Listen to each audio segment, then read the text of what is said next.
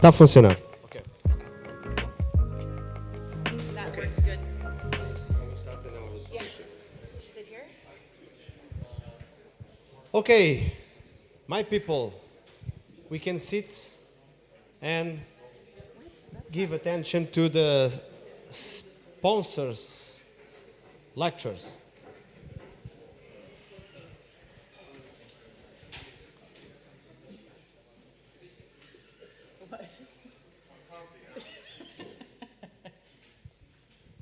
Okay, let's go to the last part.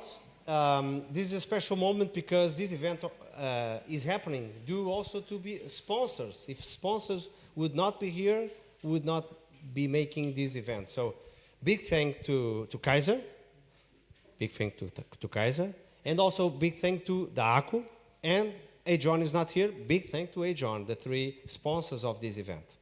So, we will start with the Kaiser presentation. And we have a beautiful lady that have beautiful words talking about beautiful content, which is Crystal, okay? Crystal, thank you so much. We started our conversation 1 year and a half before. So she sent me an email, and then she said, I like this concept. So immediately after the first seminar that we did in Brazil. And then we continued the conversation, and we are here in Portugal, eating pastéis de Belém, okay, we tasted already, drinking some wine, the wine is tomorrow, okay? So, thank you very much, and please feel free to do your communication. Yeah. On the notes, can we pull it up so I can see them on this? There you go. Very good. Well, into this one. Oh, well, I can't see this one. Sorry. Because you're recording to YouTube. Gotcha. You're going to become famous. I'm going to become famous, YouTube famous. That's the only kind of famous these days, isn't it? Like Sandro said, 1.5 years ago, I saw his Powerpenia paper, him and his colleagues, and I reached out because what we do at Kaiser is very closely tied to Powerpenia, and a lot of the education we do is around power. So to be here is very exciting. I will say that when I first talked to him, I was hoping that I would get a company-paid trip out to Portugal. So here we are, the power of manifestation. That was eccentric thinking, Ken. We serve several different markets. At Kaiser, my role is to work with older adults. So I'm in the older adult market, and the majority of what I share about will be my experience in that market over the last couple years that I've been serving there. And in that role, I serve as a market specialist, but I also am the director of the STEP program, which we're going to talk a little bit about here today. If I can get this to work. Yes? No? Here you go. Okay, so a little bit about Kaiser. So Kaiser was founded by two brothers, and the vision hasn't changed since its inception. This is Dennis and Randy Kaiser. It was really formed out of a passion for high performance and the human body, and inspired by a background in farming and values of hard work and excellence. Now, the vision hasn't changed, but Kaiser's been around long enough to see Randy and Dennis grow from young men into older adults themselves. Now, the vision that I speak of, that everything that we do at Kaiser goes towards, is this idea to improve human performance at all levels, regardless of age or physical restriction. Oh, right, I forgot I've got it here too. Now, equipment is something that is just a tool that amplifies the will of our company to actually fulfill that vision. The technology isn't just innovation for innovation's sake. It's always been to serve the vision. And so pneumatics was really an answer to the limitations that Dennis saw in mass-based resistances. And what he found with pneumatics is everybody familiar with pneumatics? Properties of compressed air. So we're not using mass-based resistance, we're using air for resistance. And they found it to be a pure form of resistance. Now, in 1994, there was this landmark study, and this is kind of what this title of the presentation is pointing towards. And what it found was that high-intensity resistance training had significant benefits on frail older adults. Well, this was really important at the time, and our sales manager at the time, his name was Colin Milner, and he's now gone on to found the International Council on Active Aging. And when he saw this study come out, he was there with, it was on the news and everything, and when he saw this come out, he was very excited because he thought this is going to change things for older adults. It's going to change things for this market that we have at Kaiser. And the head of the CDC was next to him, and he said, it will take 30 years for this to become common knowledge to the general public.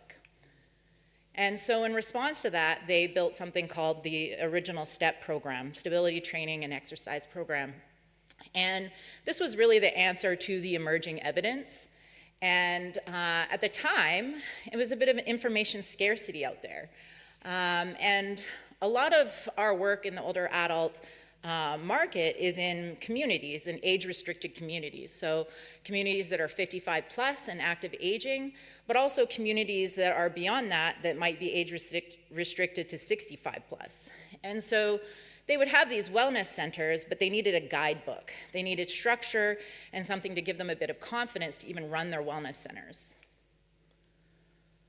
Now it's 30 years later. STEP had kind of fallen off the map at Kaiser due to us moving, really a lot of the business went into high performance sport, and a lot of the older adult communities that we were in, they had Kaiser that was old, and it still lasts. We run into our partners all the time at conferences, and they might have 15 and 20-year-old Kaiser because one, they're not using it with very high intensity, and two, it lasts forever. So yes, we're 30 years later, and resistance training is well accepted that it's going to improve the lives of older adults, but in practice, what we find is it's poorly implemented. So what the research also says and shows is that in these communities, resistance training is often underutilized. There are many barriers with lack of awareness, misconceptions about training older adults, and the program is ultimately ineffective and prescribed at suboptimal doses. So when I moved into this market, and the first thing I did was have a lot of conversations with our partners that already had our equipment. What are you doing? How are you using this equipment? And that brought us to deciding to bring STEP back and reimagine it today, because today is a lot different than 30 years ago. The way that we can deliver things, the way we can deliver education, Kaiser's even different. We have a whole education team now. And now it's a time of information overload. People don't know what to believe because there's so much information out there, and maybe they don't have the awareness of how to even find what matters for the populations that they're working with. So for us, this is a way of increasing our signal, not noise. Now, the gap here in what we know and what actually gets done is rather large. So in a lot of these communities that when I go in and talk to them, or the wellness directors and the people running these programs, they're not aware that there's 5 trainable muscular qualities. They're aware of strength training, but even that is often prescribed at very low doses or very low loads. They're unaware of the 4 penias. It's often they know about osteopenia is the one that they usually know about the most. The residents, because we do a lot of education with the older adults themselves, the residents often don't know about sarcopenia. They might know about osteopenia because somebody they know has been diagnosed with it. And they certainly haven't heard about dynapenia or powerpenia. And then they're not applying basic training principles with the programming that they are doing. These ones, the biggest thing that these communities know that they need to do is preserve independence as long as possible. It's expensive to have a fall. It's expensive to have their residents move into higher levels of care. They would rather have them age in place or stay in their homes. But maintaining independence requires progressive, specific, and individualized programming. And so that is where we have brought back STEP to help mind that gap. Even after 30 years, Power remains very much underassessed. It remains very much underprescribed, and very much undertrained. A lot of these communities will use assessments like the senior fitness test. I'm not sure, is anybody familiar with that? But there isn't a good power assessment on that test. And so that is what we offer with our STEP program and with our equipment is, yeah, sure, do the senior fitness test. It's got great normative data, it's been used for a very long time, but let's start thinking about power because of this concept of Powerpenia. Now really, I'm highlighting the Kaiser AIM methodology here, which is assessment, intervention, and monitoring. And what STEP does is it transforms assessment into actionable wellness intervention and measurable outcomes that they can monitor and then progress. And it's like, this is our challenge when working with these individuals, but also kind of our challenge to like invite them into thinking about these assessments differently, using the assessments to actually guide the interventions, because a lot of the time what happens in these communities is they will do the assessment and it will be done out of compliance, but they won't use the assessment to actually inform the interventions that they apply. And so why are we doing the assessment? And we want that assessment to actually assess something that matters, and then we want to test if our programming's even working. And then again, the monitoring. And then bringing the residents and the older adults into this process so that they actually have buy-in in what it is they're doing. Now, here's some kind of preliminary results. STEP has been complete for about a year and is operating in a few communities. But what kicked it all off was a pilot project we did in North Carolina. And it was river lining at Sandy Ridge. So this was 12 weeks of programming, and across all of the residents, we had an average increase in 22% in leg power. Another community down in Florida, they're into their second quarter of programming, and also had good increases in leg power, chest power, gait speed, and sit to stand. And then we just were at a community in Washington, D.C., where we had some really strong individual results. Not uncommon to see people with 30, 40% increase in their power from initial testing to test week 13 weeks later. And here on the chest press. So I've kind of stated what our vision is. You know, when is that work finished? Is it when we deliver our machines? Is it when someone's even using our equipment? And I would say no. Selling equipment is very good for business. We want to do that so we can keep the doors open and I can keep my job. But that isn't the vision of Kaiser. Our vision is actually accomplished when the person's life is measurably better and when we actually improve human performance. So really, we're trying to steward evidence. It's why we're at things like this. We want to see meaningful human outcomes. Those numbers are wonderful, but it's so much better to hear that Bob is feeling better, or his back doesn't hurt anymore, or when he gets out of bed in the morning, he feels good. Or Nina at our Westminster Oaks community, she was too intimidated by the equipment when she first started. We did education, she got in, she did the 12 weeks, and she went from osteoporosis down 1 standard deviation to osteopenia in 12 weeks. Well, she's committed now. She's excited because she's actually seeing the results. A lot of these residents are older, and the only results they've ever seen are on a scale or in the mirror, or how their clothes fit. But now they can look at that machine and they can see, wow, my watts went up. I'm more powerful. When I went to my doctor, I'm osteopenic, not osteoporotic. So improving human performance requires more than good intentions.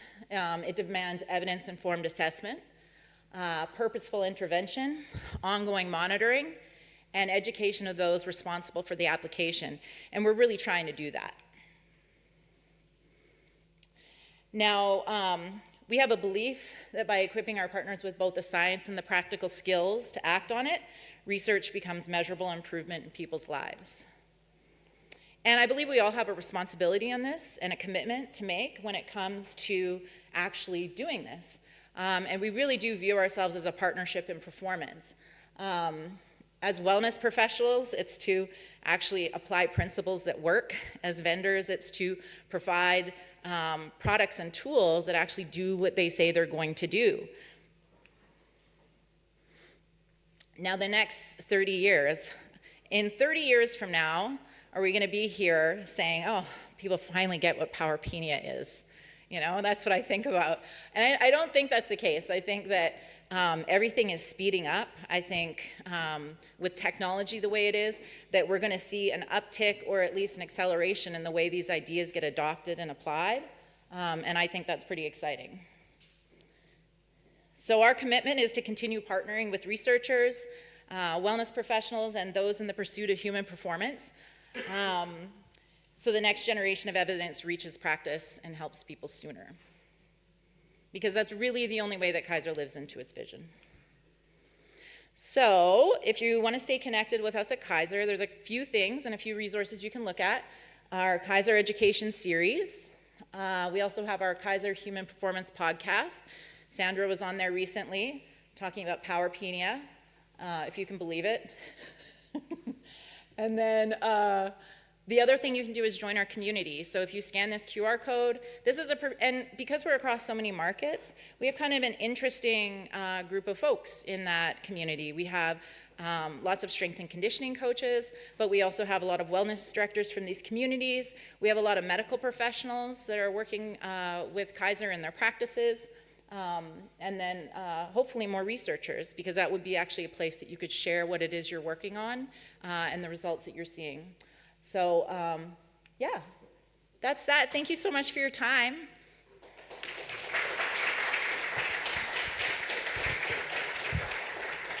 Thank you, Crystal. We have time for some questions because they want to know the price. Okay. Oh. Anyone want to make any question? Professor Nazaka. So pneumatic flow is more concentric contraction, right? But so pneumatic resistance is more concentric phase focused. So Kaiser have any eccentric exercise machines? You can do eccentric training on our equipment. Oh, really? Okay. Yeah, absolutely. Oh, how can you do that? I mean, Well, you can just overload on the eccentric phase, just a button. oh, it's a button. Okay. Because you increase with the button, decrease with the other button. Oh, okay. So I was just talking to Steve about your presentation. I was saying, I'd like to add more eccentric training into Yeah. our step programming. Right. Because in the beginning, I think maybe a complex idea, just resistance training in general is a complex idea. Oh, wait, we're doing sets and reps, and wait, we got to increase the resistance. So there's the very beginning of their educational journey on training at all, even just range of motion. But this, yes, more of this. Okay, that's great. Thank you. Yeah, I'll demonstrate some for you tomorrow morning. Good eccentric overload, fast eccentrics, that drop squats. A lot of good eccentric stuff. Yeah, and we do have a workshop tomorrow morning where Steve's gonna present. So you'll have lots of time to play on the leg press, and we'll have a functional trainer there as well for you to play on. Anything else? Any more questions? No?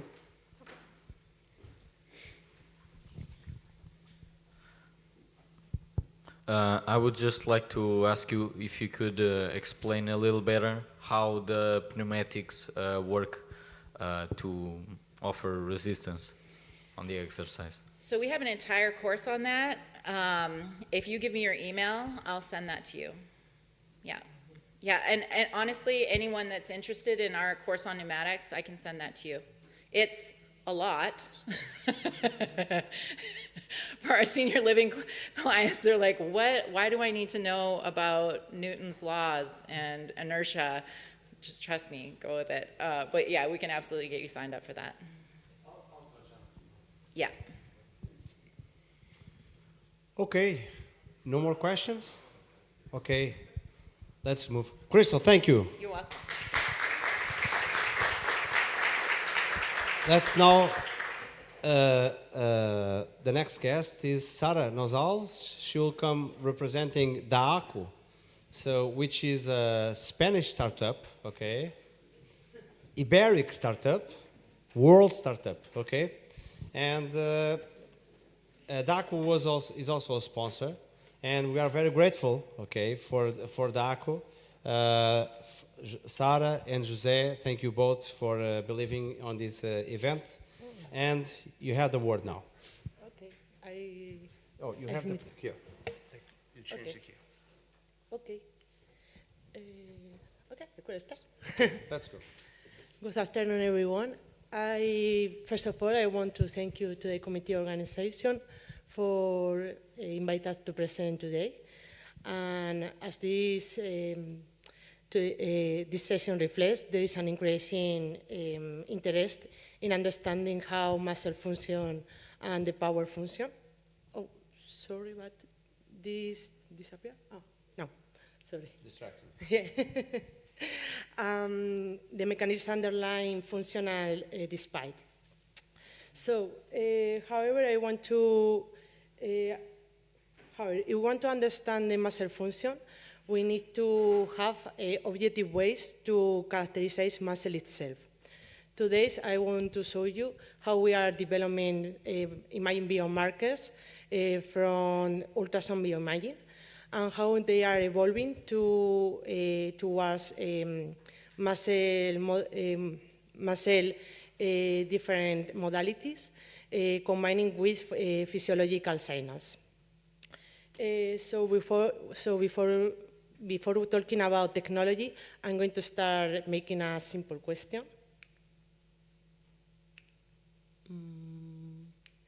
I think, okay. How do we actually measure muscle health? Well, if I ask everyone in this room, each of one of you are going to answer different answers, sorry.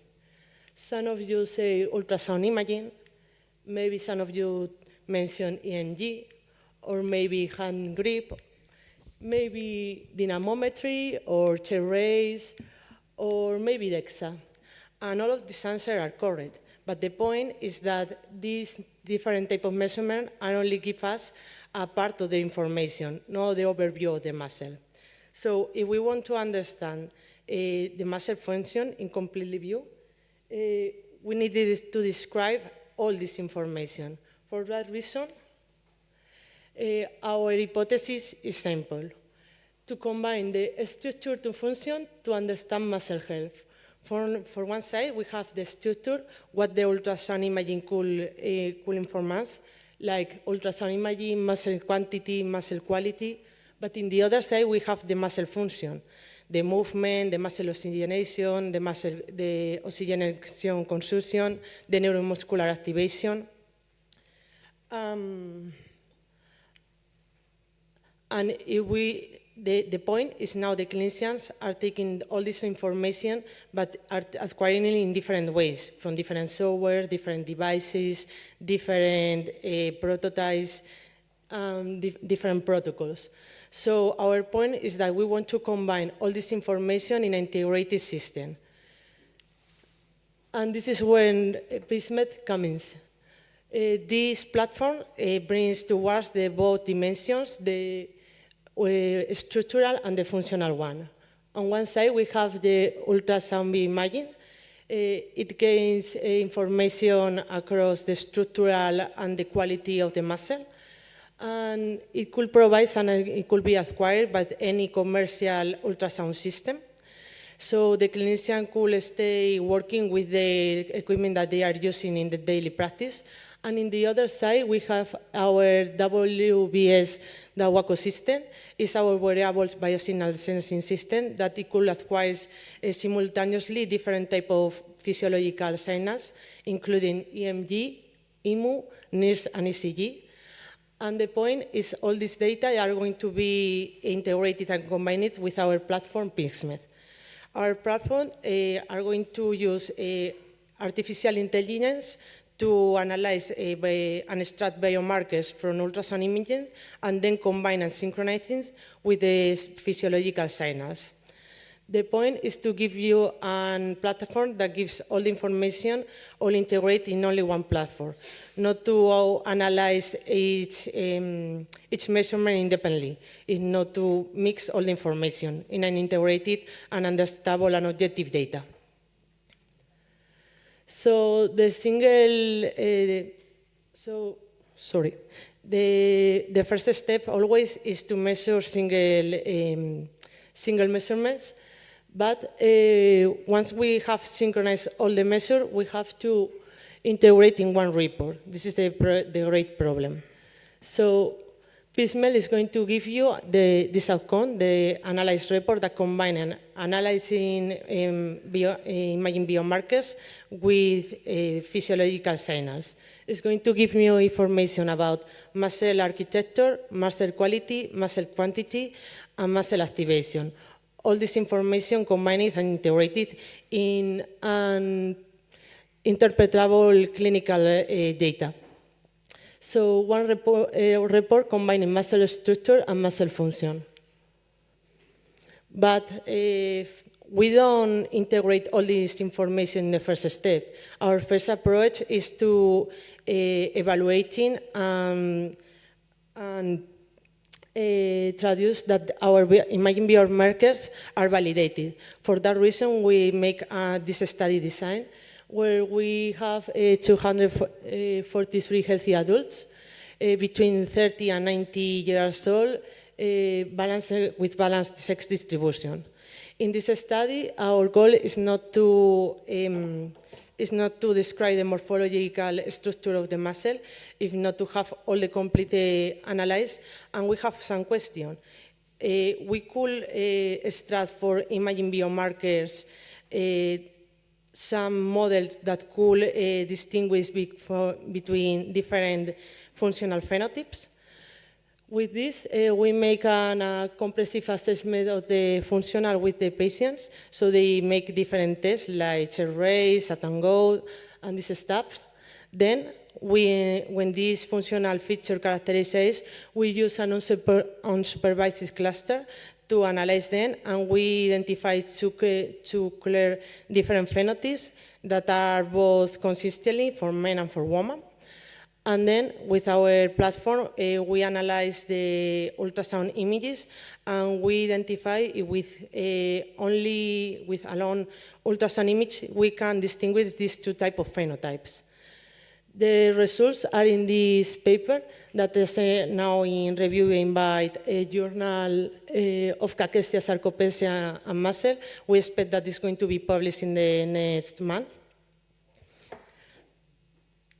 And what will we find? Well, after analyzing all this information and identifying that we have with the biomarkers two functional phenotypes, we identified that we have good predictive models. Why? Because we identified with a Bufferin number, a small number of variables of quality, we could distinguish both phenotypes.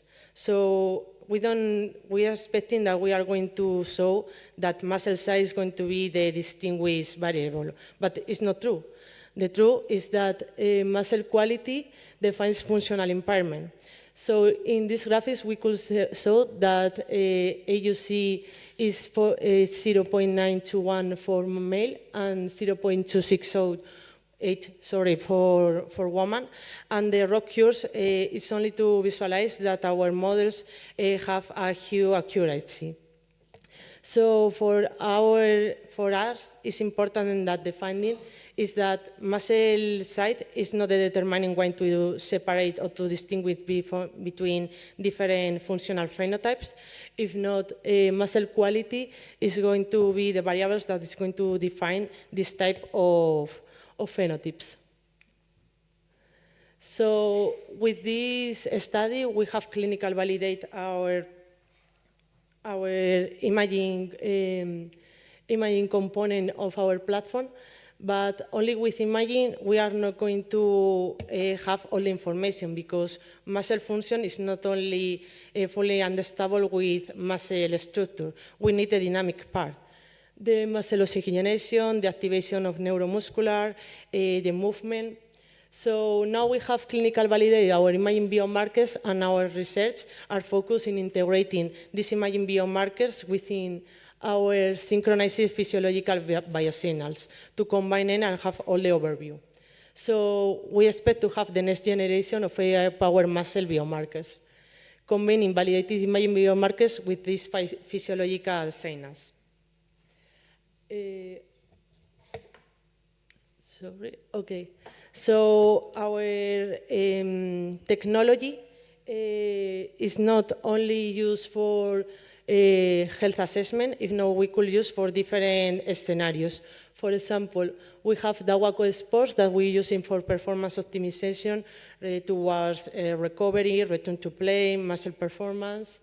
We have Dawaco Research that we are using the same platform and the same devices to identify new biomarkers and going forward multiple certainties and studies.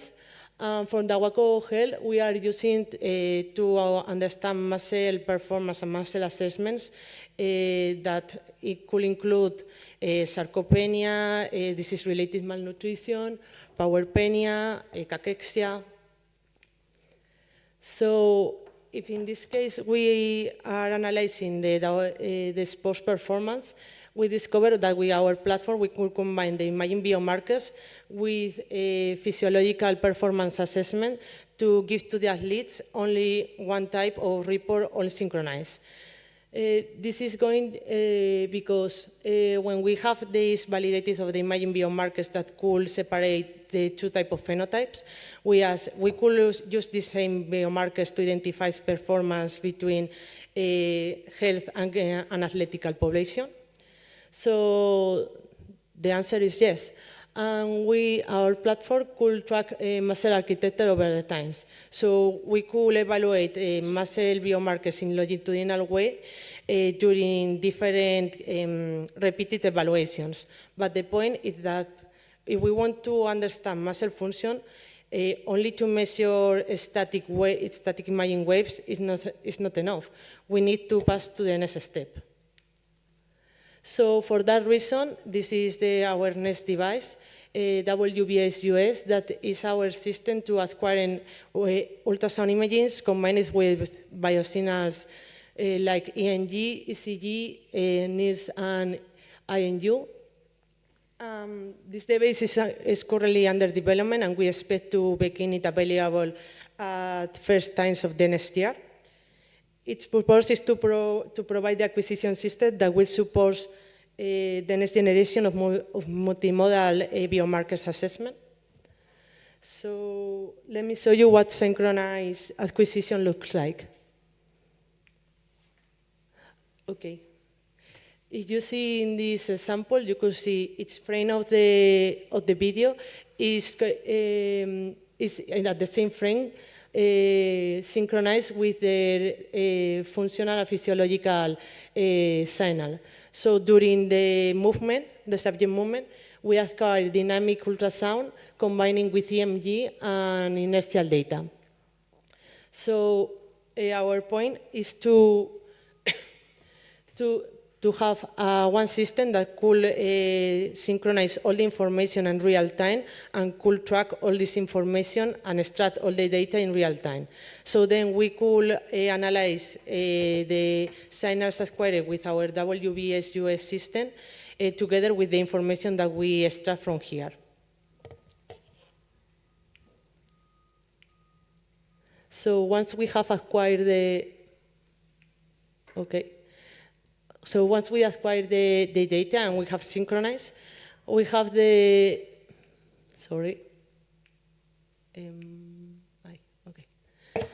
we need to extract the biomarkers combined together. So in this example, we are seeing how our platform is able to extract all the and analysis and track all the ultrasound imaging sequence and extract different biomarkers during real time. So the point now is that we want to move from static measurements toward continuous power measurement with multimodal data. The development is part of our technology and is in current investigation and represent the next evolution of our platform. So, only to finish, I want to clear one idea, is that towards this presentation, I'm focusing that if we want to know muscle function, we couldn't only view about muscle function or only muscle structure. We have to combine both of them. So we expect that the next generation is not going to be provided by a single modality of biomarkers, whether it's going to be by a combination and integration of imaging, functionality, physiological, and artificial intelligence. Thank you so much.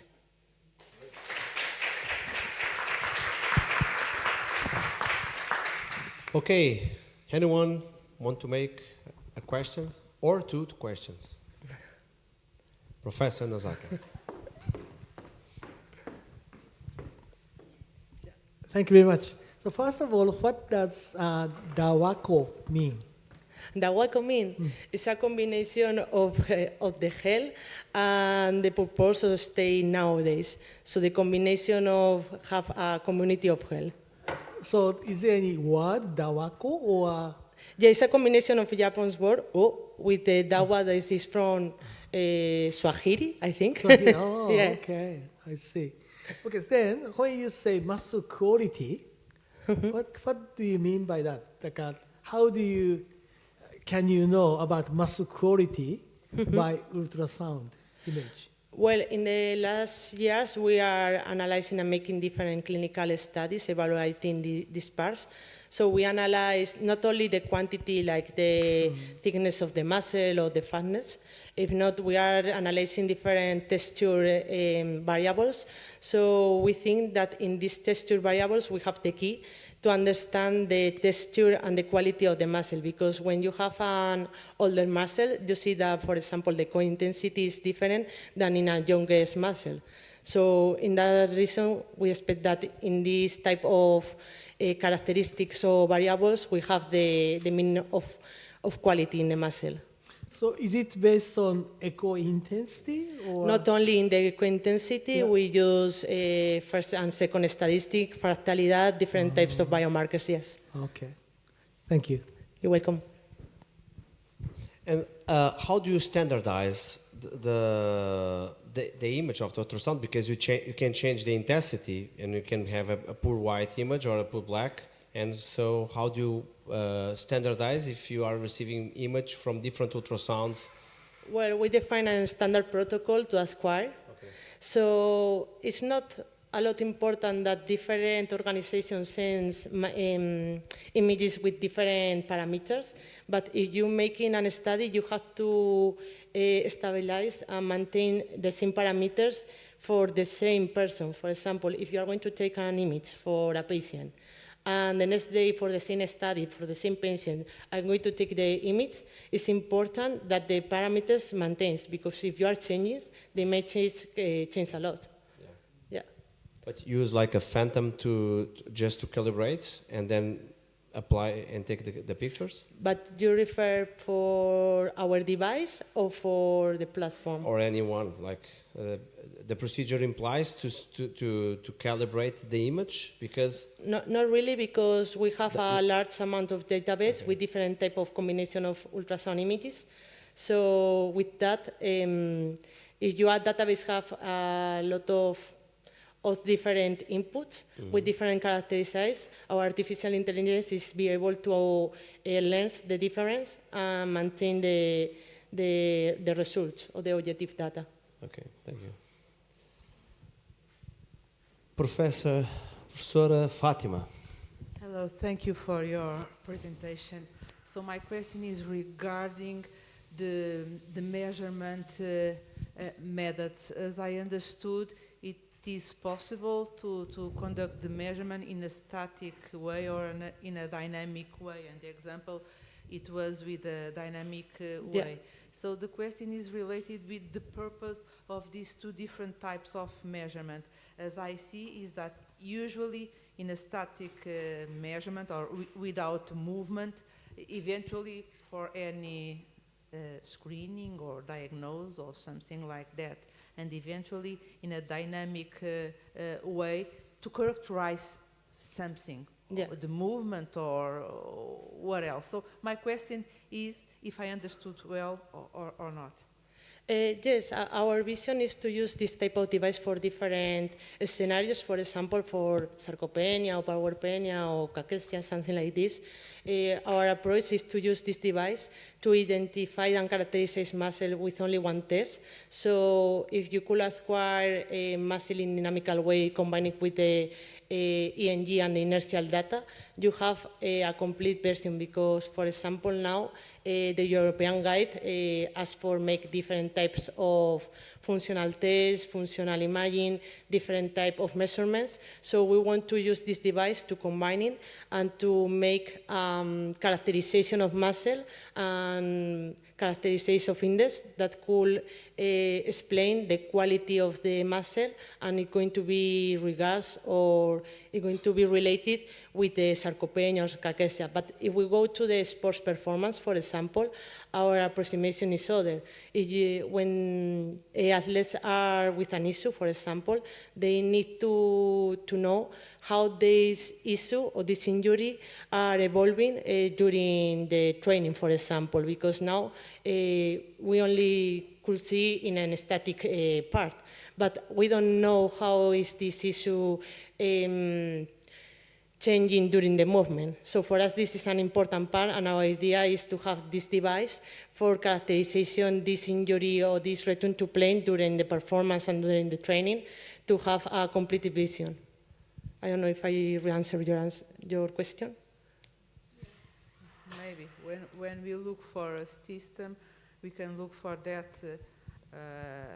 to see how it looks, the quantity, for example, architecture, something like that, or composition. Yeah. And if they are moving or contracting, how they contract. Yeah. Yes, Or- this is our hypothesis, our vision, yes. Okay, thank you so much, Sarah. Thank you, Thank Doaco. you. Thank you, Jose, as well. Okay, You're and welcome. let's move now to the next session. So now we will have a conversation in a round table. So I will call the next guests. Sandra Alves, which is a physical therapist, is the president of the most warm part of the country in terms of the order. So Sandra Alves, Ana Falcão, which is a nursing representing nurse of rehabilitation. Okay. Carla Pontes, which is a medical doctor from the CUF Longevity Unit.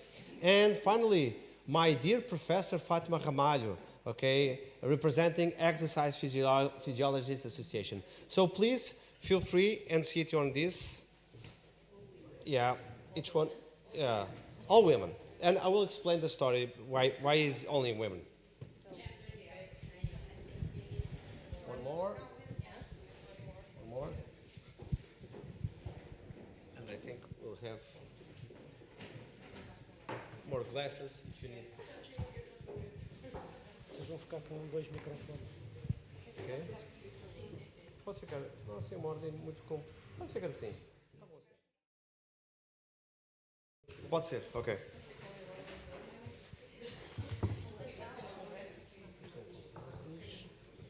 Eu preciso depois é de preciso lá um copinho lá dentro. Okay, so this will be a nice conversation. If you look to the program, there was only men. See, but they got afraid. So they sent the women.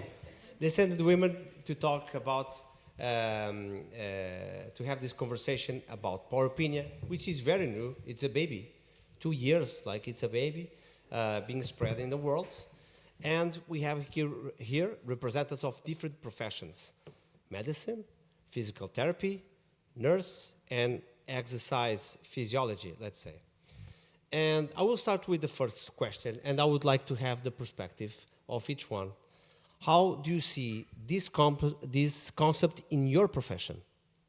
That's the, and there is no order, so maybe I will start with Anna. Okay, you have the microphone. Hello. Well, good afternoon, everyone. My name is Ana Falcão, and how we say it's Sandro, and I would like to thank Sandro to an invitation to participate in this pre-conference. Forgive me my English. I was a little bit anxious about speaking in English, and I prepared some words and ideas, and Sandro, correct me if I'm wrong with some words. And to explain a little bit of the rehabilitation nurse, and I'm part of the association rehabilitation nurses in Portuguese. It's founded in 1978, and it focused on the rehabilitation with people with disease, and it appears with you knowledge the history of Portugal. We have the colonies with the war, and sometimes in 1960 it was a lot of people with dependence from the war. So we don't have any area in rehabilitation in Portugal to treat these people. So it was created in the time of Salazar, the Center of Rehabilitation in Alcoitão, and it's near of Cascais. And it started rehabilitation there with physiotherapies, occupational therapies, nurse, and that is born of nursing rehabilitation.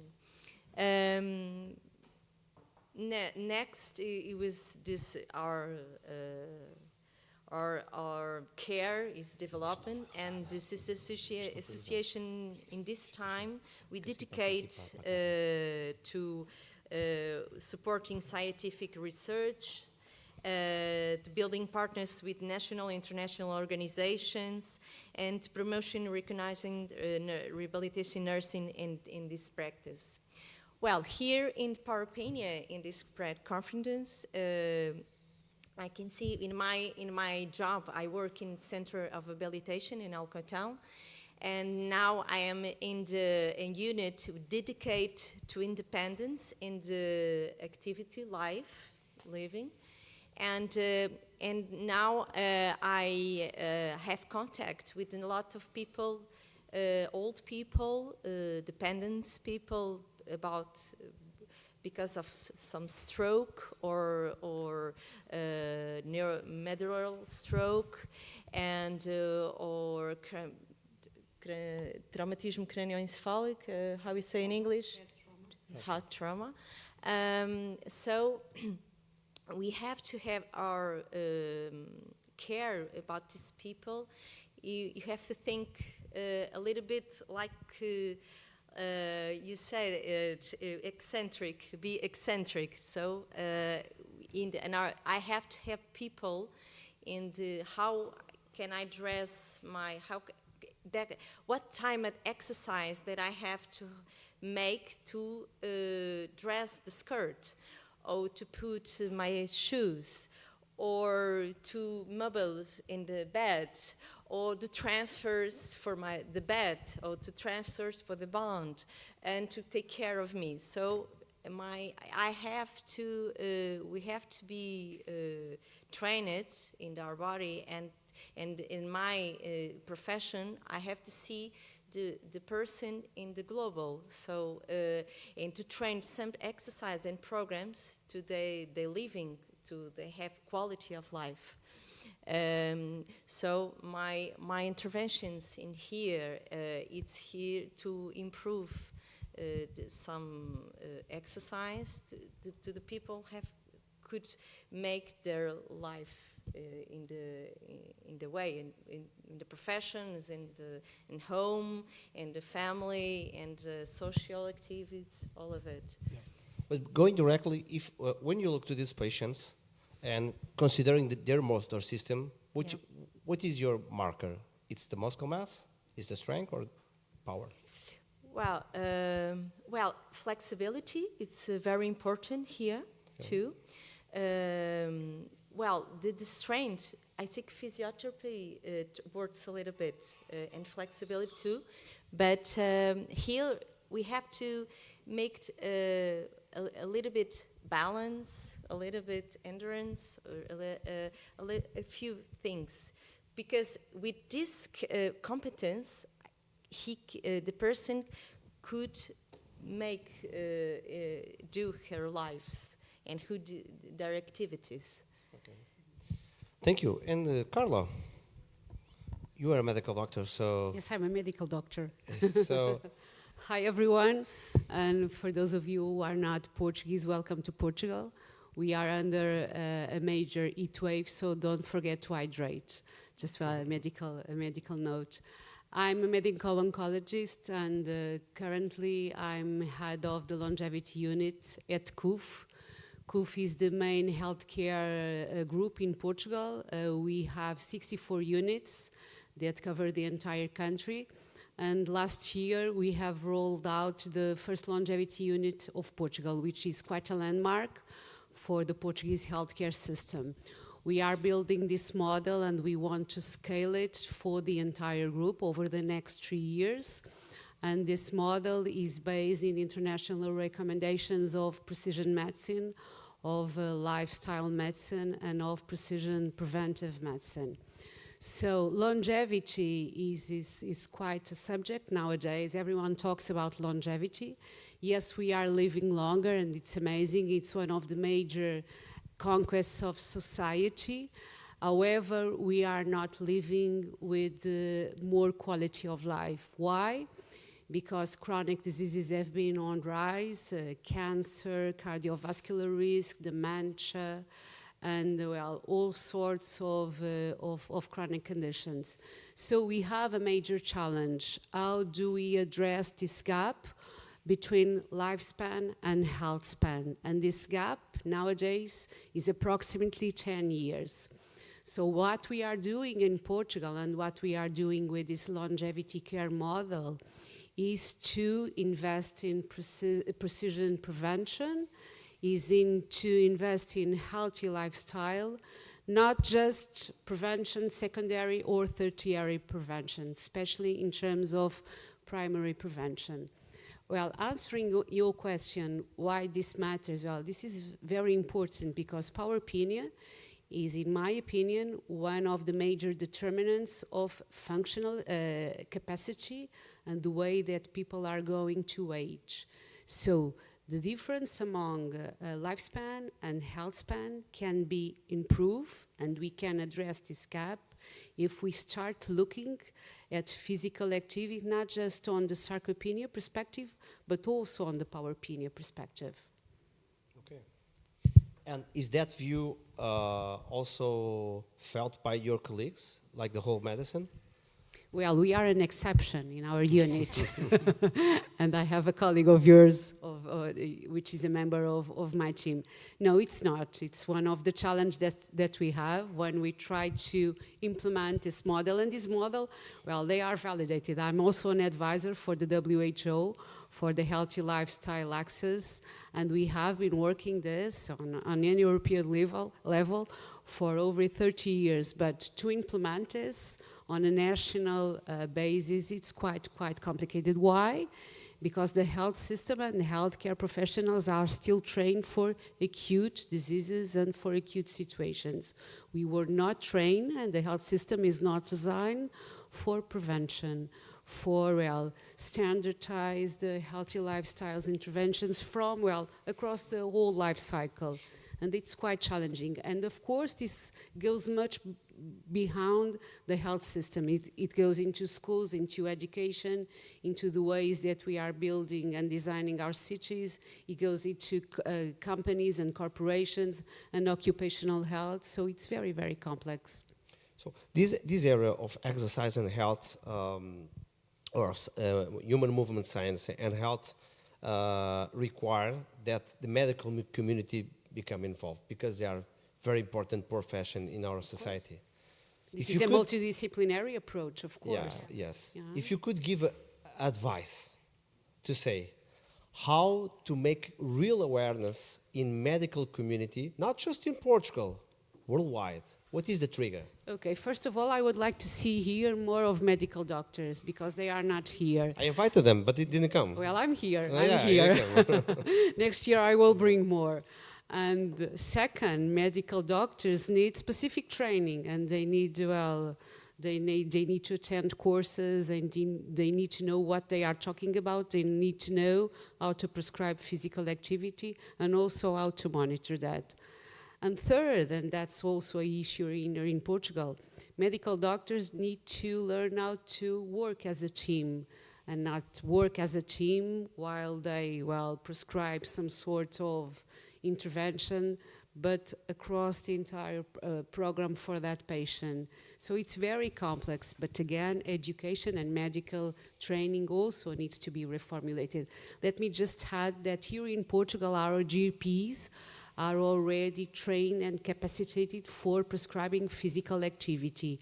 And all the state units, all the health centers of the public sector is enabled to prescribe the physical activity. But well, if we looked at the most recent data, less than 10% of health centers are prescribing physical activity on the standard basis.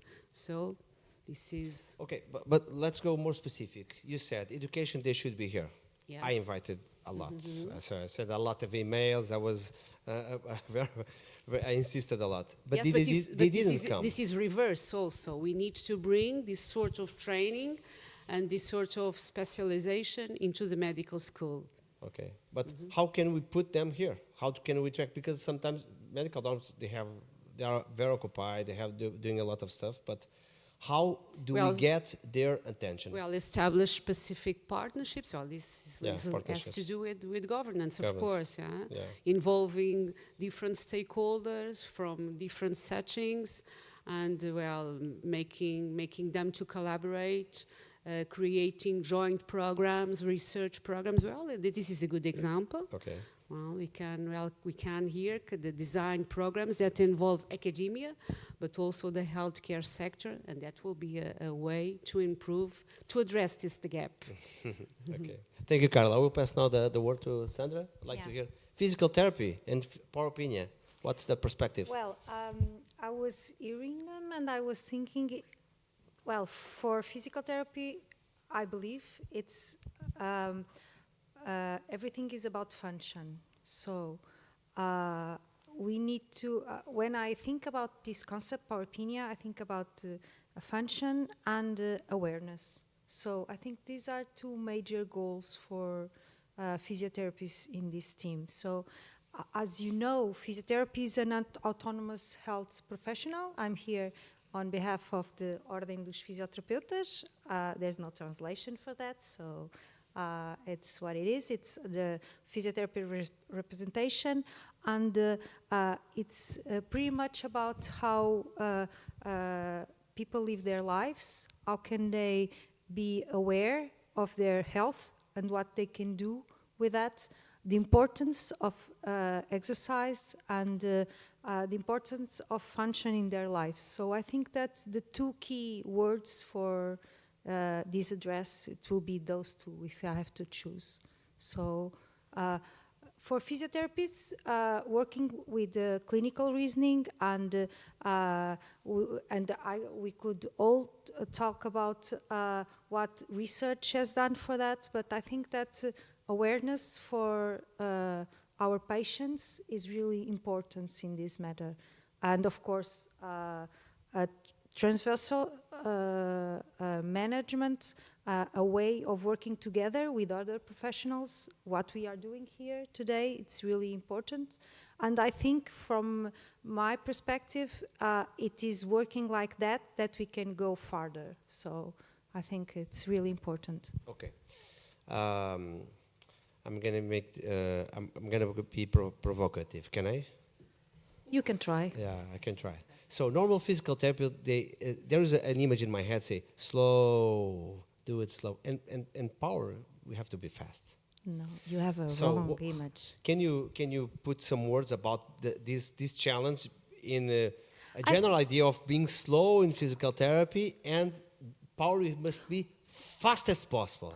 Well, so let's address this the better I can, okay? Physical therapist is a world, okay? So from each one of you here present, you can have a thinking about physical therapists based on your own experience, okay? But that's not all physical therapists is. So yes, we work with power, as you told us, but we use it in daily activities, in daily training, and in daily recovery. So I don't think you have a good, I don't think that slow, it's the key for everything, though sometimes it is, as in everything, in every profession. But I think that, yes, physical therapists work with exercise and with power, so I think that we can, when I was preparing to come here, as you know, I was catch in the middle of something, and I'm here, and I'm glad I was invited, and I'm glad that I am here, because I was able to read and heard everything that you have told here, and I think that physiotherapy has a key role in this aspect and in this concept, and I think that we can work together and we can go further in this concept and putting them in our daily clinical practice and clinical reasoning and in physiotherapy diagnosis, so I think it will be... Okay. So people that go to physical therapy, normally they have a problem, they have to restore function, and one of the main outcomes is the strength, which they see, okay, let me see if he can produce force. Do you think that power will become more important outcome than strength in the future? Yes, definitely. I think that it will play a key role on rehabilitation, and I think that will play a key role on prevention.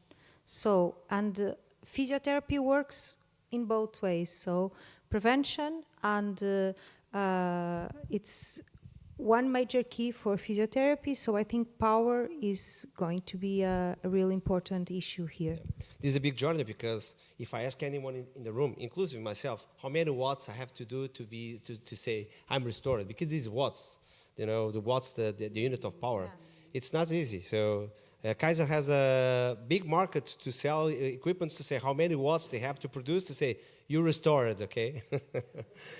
We'll be going to meeting tomorrow. Professora Fátima. Hello, Sandro. Hello, everyone. I'm too small and old. That's why I'm here. So the concept is really something that is very good to me to know that is being implemented.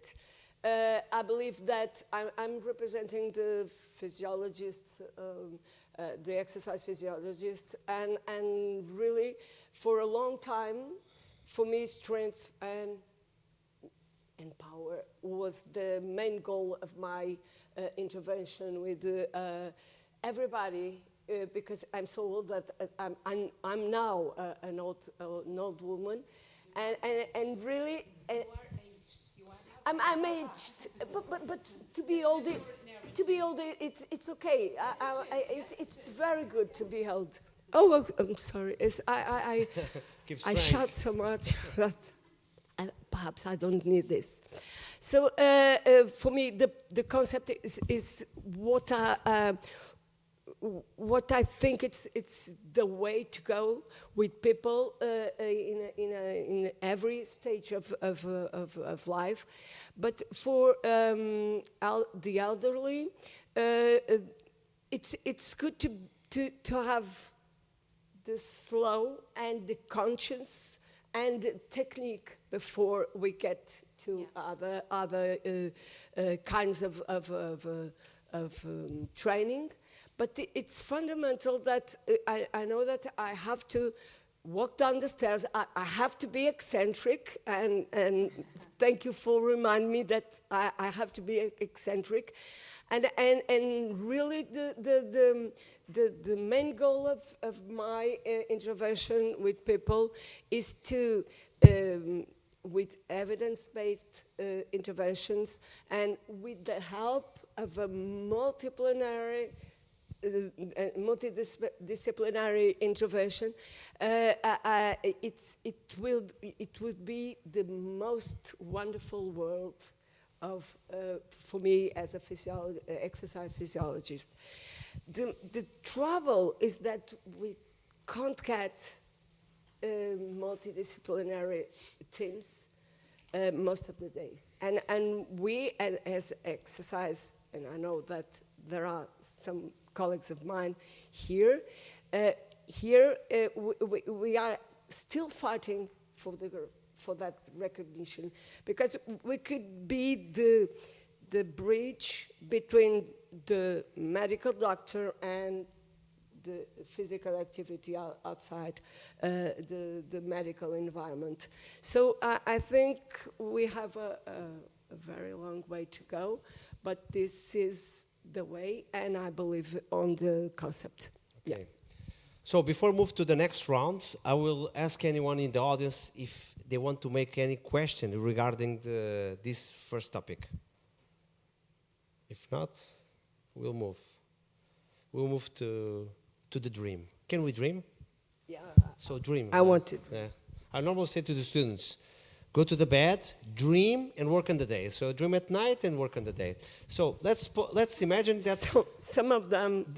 We can imagine. Change the disorder. We can imagine the world. Let's say the perfect world, how it would work like. And in the perspective of a nurse, how you would see the role for to fight against Powerpenia of a medical doctor, of a physical therapist, and exercise physiologist. Say, I'm going to do this, you do this.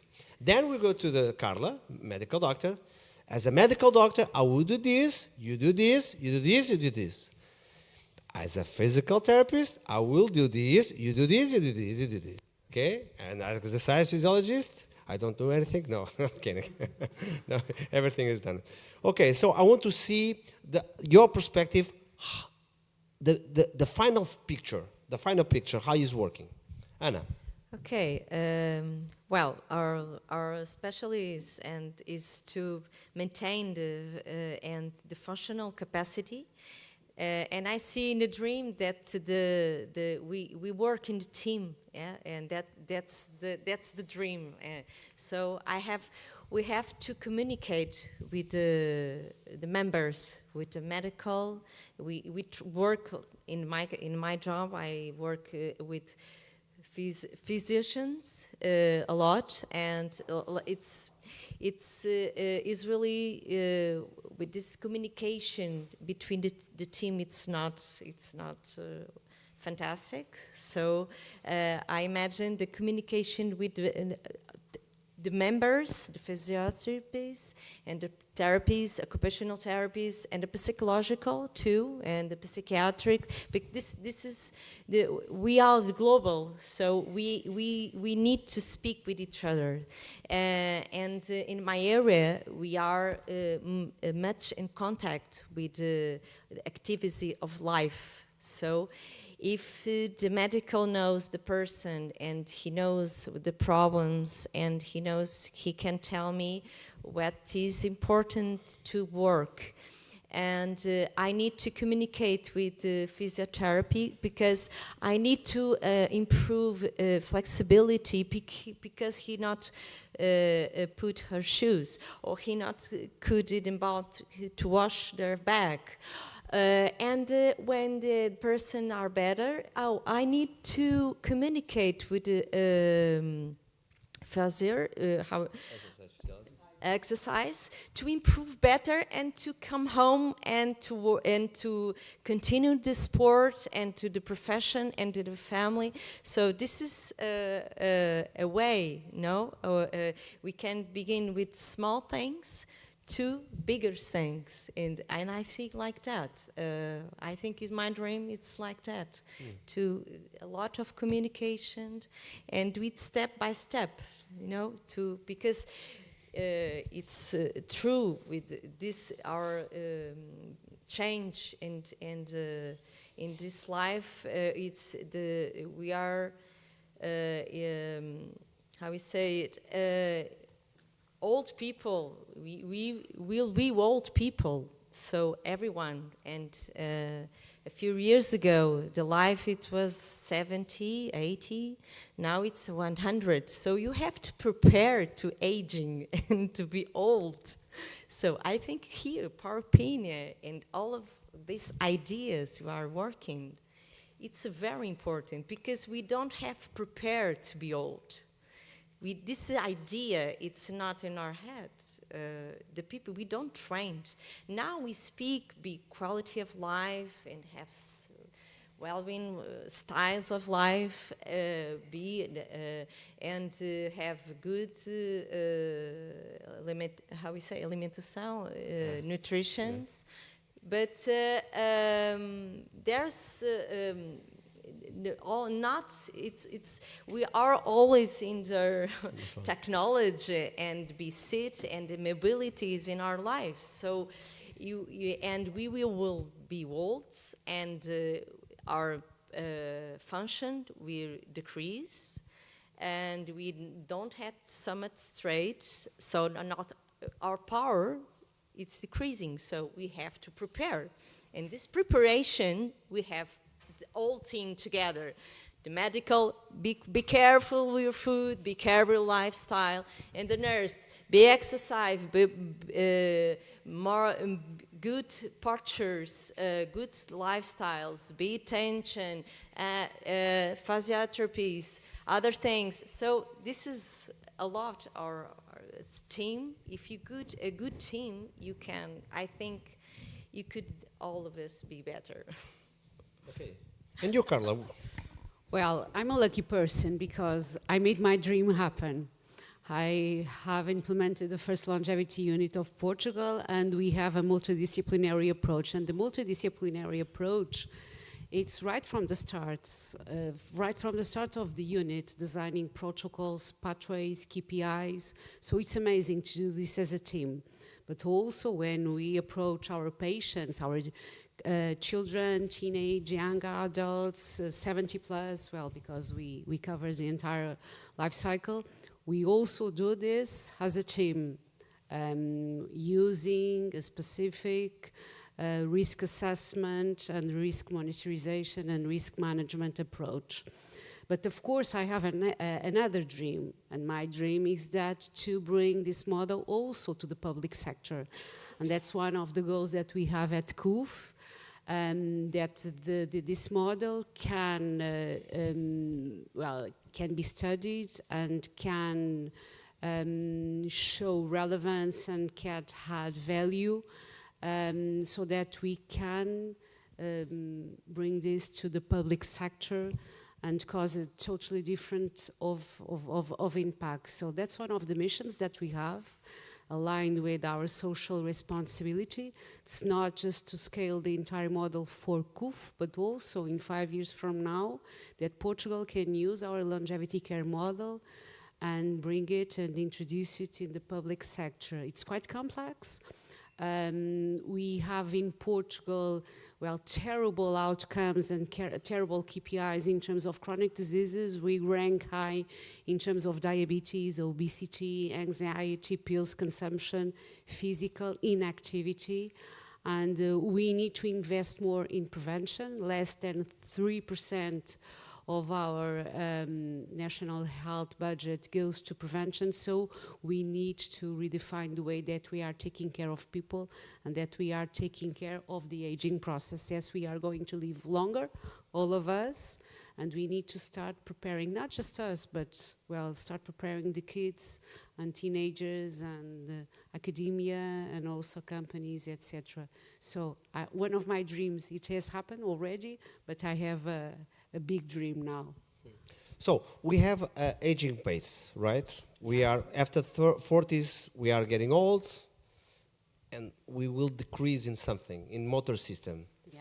And power, it seems that is the most sensitive variable. Yes, it So is. if this year, in a composite score, I do 1,000 watts, next year, if I'm 41 or 42, I will have theoretically less. You are a medical doctor, a profession that to the patient, normal what medical doctors say the patients do, normal. What do you expect as the role of the exercise physiologist, physical therapist, and nurse?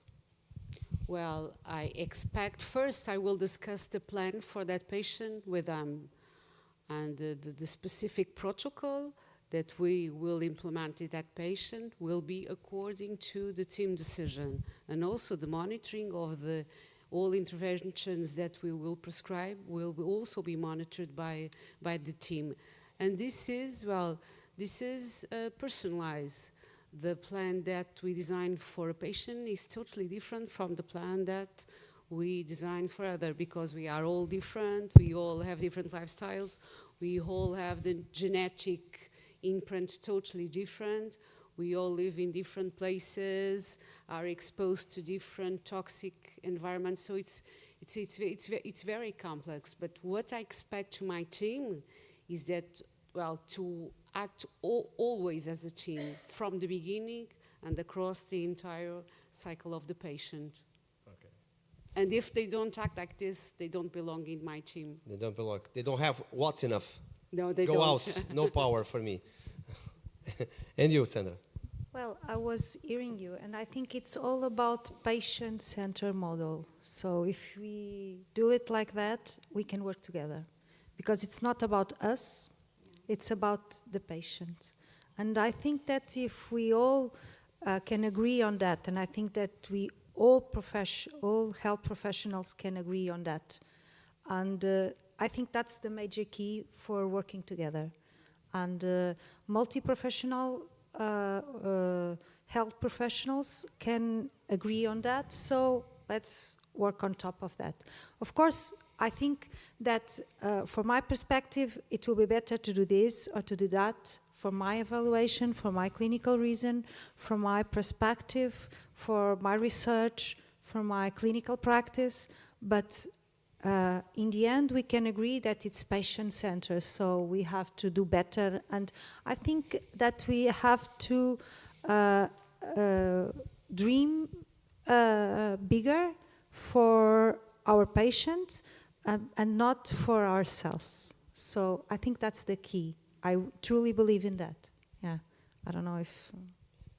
Yeah. Professor Fassima. I said to my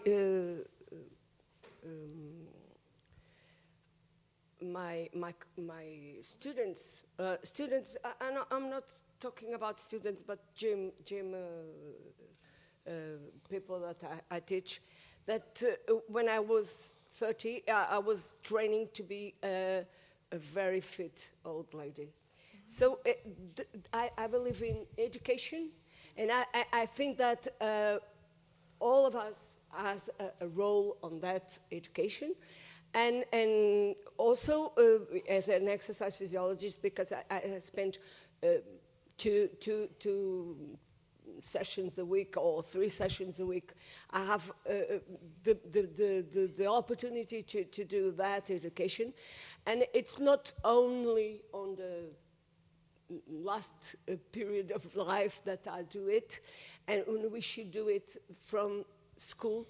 And it's important to, and I agree with every one of you, that is centered on the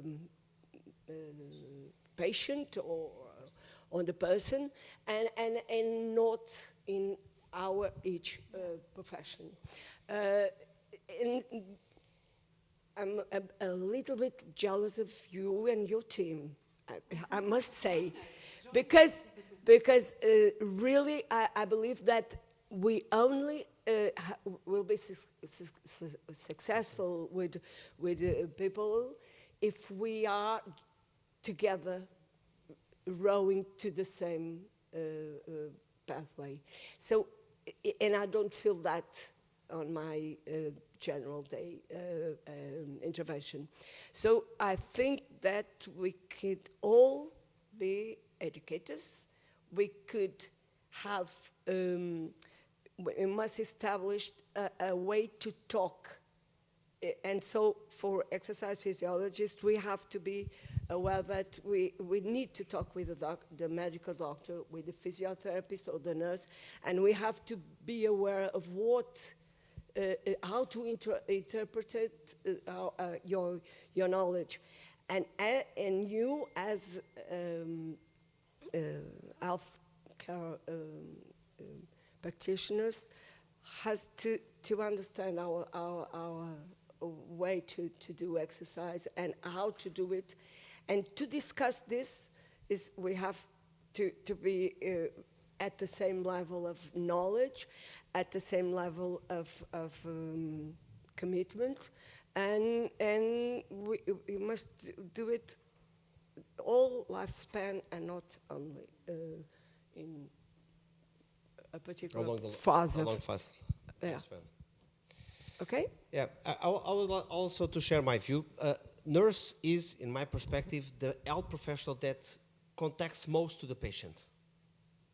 And a key aspect of power production, because power production requires full effort when we do testing, is motivation. And when you get close to a patient that is depressed, how to say, go! And fast! Because it has to be fast, it's full effort. It's very complicated. So I think nurse has the social skills at the stage that the patient needs to prepare and to be educated. I think it's a key professional for that.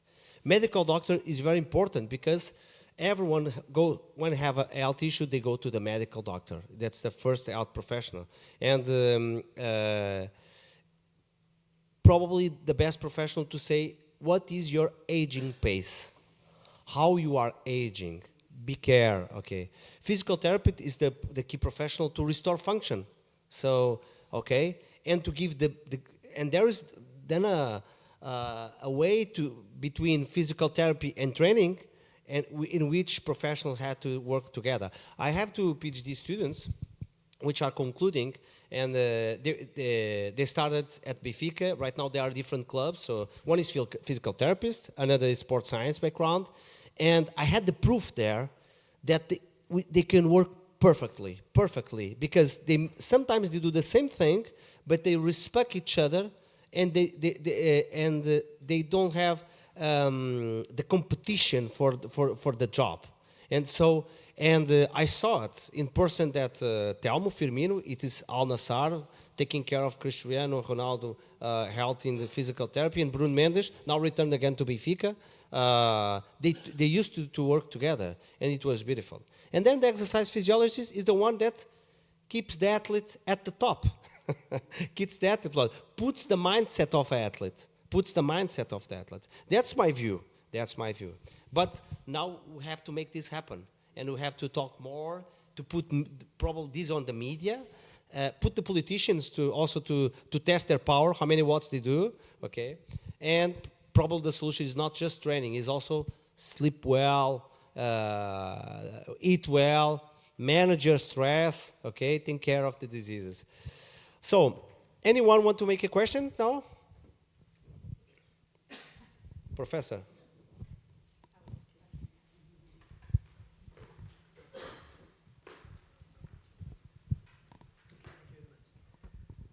Okay, so if we want to make all people in Portugal know about Powerpenia and the importance of power for their health, what is the best strategy? Yeah, so I mean, teamwork is important, but what is the best way to communicate with people in Portugal, in this case, know about, everybody knows Powerpenia, everybody must know importance of power. If that is our goal, what is the best way? Yeah, go. I'll try. I think it's all about education. Yeah, in different levels, but education. and not only on higher education. You can work in kindergartens about this concept. So I think that, as in all countries, and I don't think that is specific from Portugal, I really think that when we want to change something, it's in education that we can start.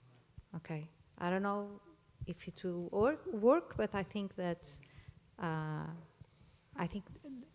at least in my opinion, that I think that's the. But education has a problem. The seeds just give fruits too many years after. Well, but education, when a kid is educated, he brings the education home. So it's like a slightly slower wave that it grows and grows and grows. So I think that it's a way, yeah.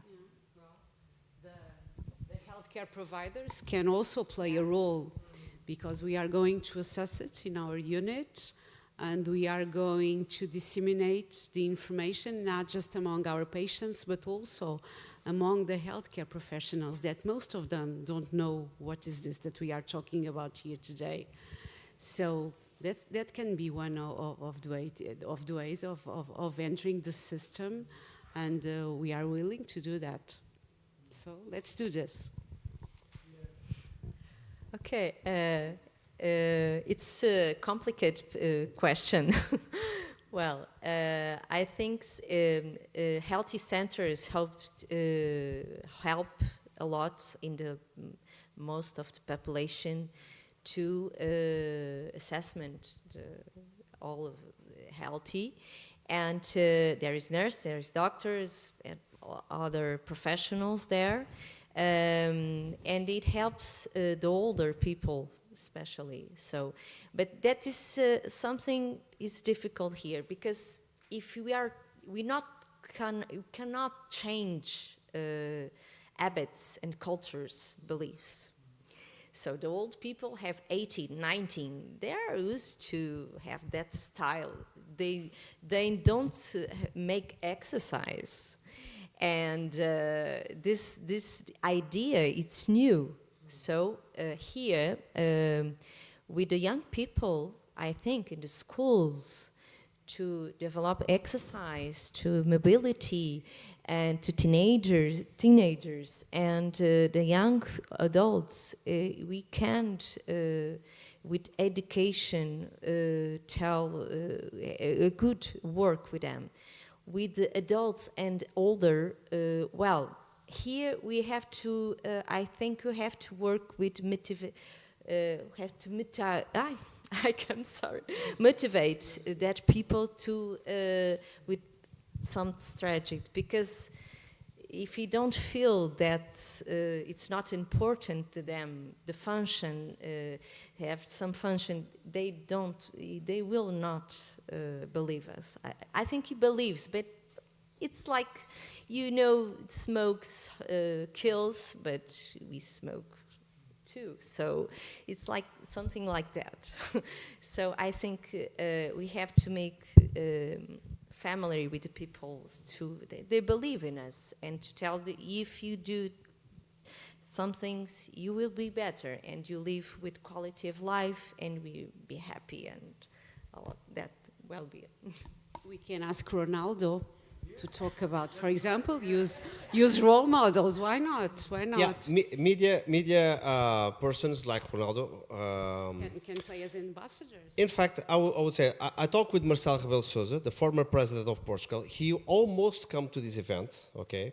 He couldn't come because of his agenda, but he said, in the next time I will come. So, and everybody knows that our former president has a very powerful handshake, okay? No, he defeated Trump with the handshake, so he's very famous in Portugal. And I think we have to have three kinds of seeds. Seeds that give fast fruits, seeds that give medium-term and long-term fast fruits. So let's start with the long-term. Long-term is education. So I plant today, I call the fruits in 20 years. No one wants to wait 20 years to have the solution. So long terms. Medium terms is political. Political. So because political, they plant 5, 7 years, okay, you get the results. Okay. Seeds for fast fruits is media and very charismatic people, very well-known people, like Ronaldo. Ronaldo is probably the football player, I did this publicly, with the last Powerpenia levels for his age, because Powerpenia is related to age. Like tomorrow we're going to have the strongest man on earth. I say this because I never saw no one with 55 years old doing that. So everyone in the Congress, the young guys, the old guys, they will try to compete with Zé Black Turbo. They will not win. They will not win. So. What about women? They can't compete, but it will be. No, I said man, not the women. I didn't met the women yet. Okay, I didn't mean the strongest women in earth. But I have three types of seeds. Yeah. So put first public talking about this.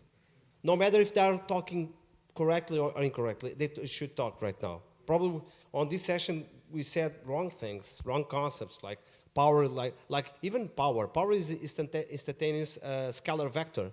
So when we do average, this is not power. We are violating the concept itself. So it's the rate as you produce work. Sorry? Please.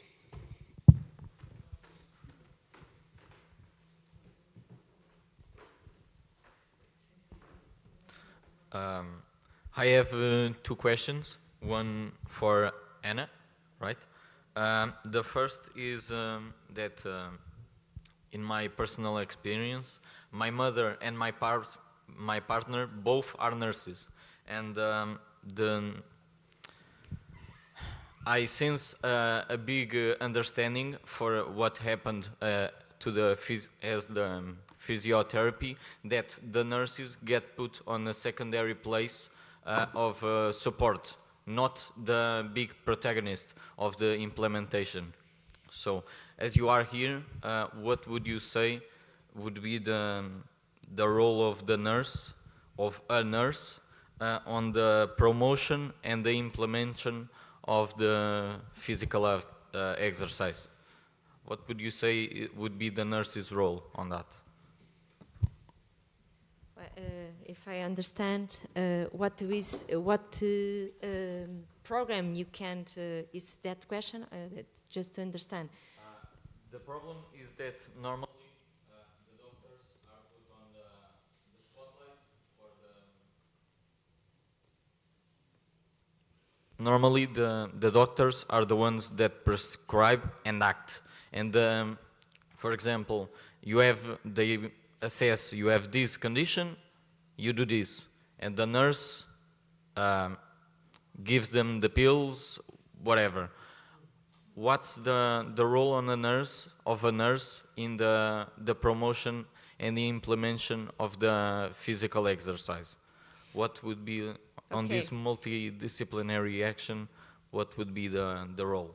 Well, in the nurse, it's very specialties areas. I'm from rehabilitation, but there's surgical and community. So here we work with movement and with dependence, and our activities are independent from the doctor. We don't need like the physiotherapist. So I knew the patient, or in the community, I can knew a patient with no dependence, and I see there are some problems of mobility, and I can act to it with him. So if I some postural changes, or he not walks well, and respiratory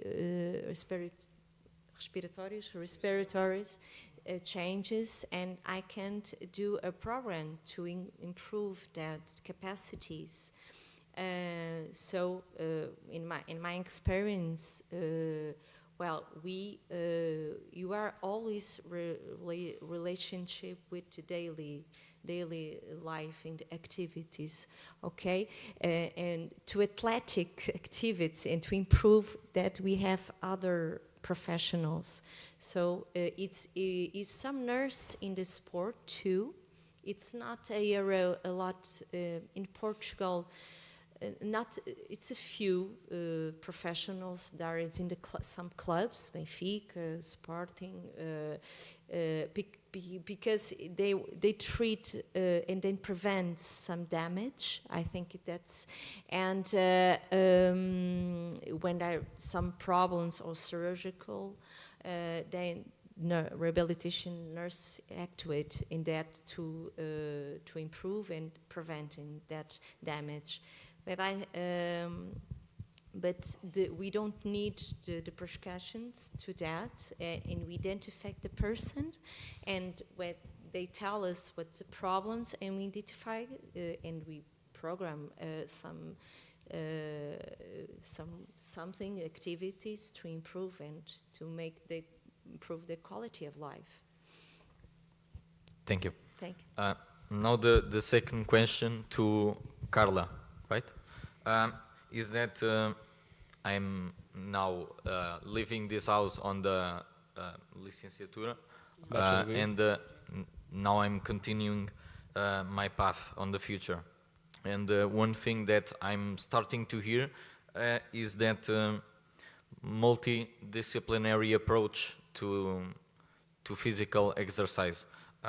On your model, the assessment, the prescription, the monitoring, and most importantly, the decision making, is that all done by the whole team as a multidisciplinary team, or is that some parts are designated, some parts of the process are more led from specific professionals? Well, overall, the prescription of that plan, it's multidisciplinary, but of course that we have some specific issues for all healthcare professionals, and each one has its own autonomy to prescribe, to act according to it.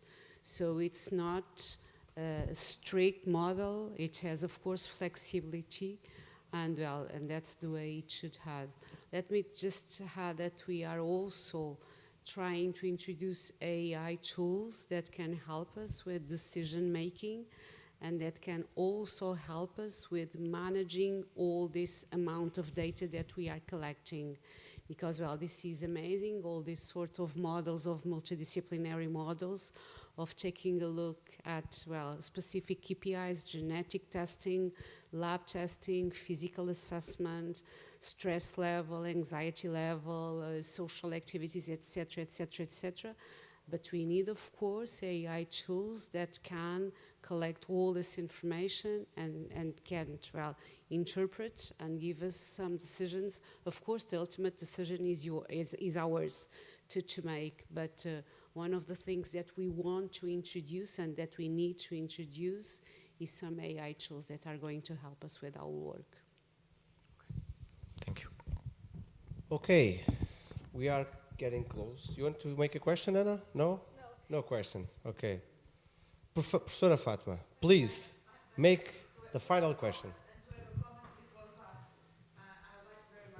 About education and younger people, and my comment is about the concept of Powerpenia, because penia means decreased, not the decrease, not the diminution. Yeah. If we think in diminution, we also associate with aging, with immobilization, with disease. But if we think in decreased, you can also think in something that could be suboptimal, a growth and development that could be suboptimal. So the question of education and younger people is very relevant in terms of strategy, and particularly to screen these people, at least in an educational or physical education context. So here we have a tribune related with health, but we also need some people related with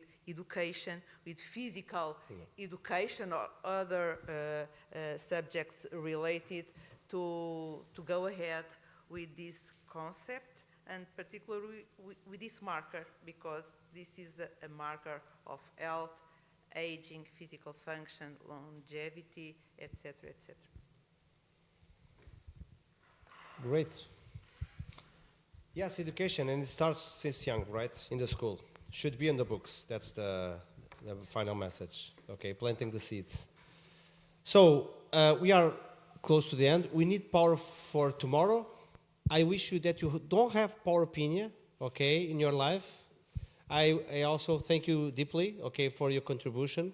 We hope you can continue this journey together. Now we are meeting, okay, and we can make also collaboration. So Ana, Carla, Sandra, Fatima, thank you so much. Hope I can see you tomorrow where we're gonna have beautiful speech, okay, and all of you also. I hope to see you tomorrow.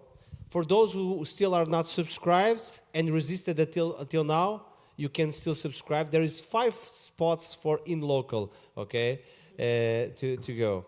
So thank you so much. It was a long day, and see you tomorrow.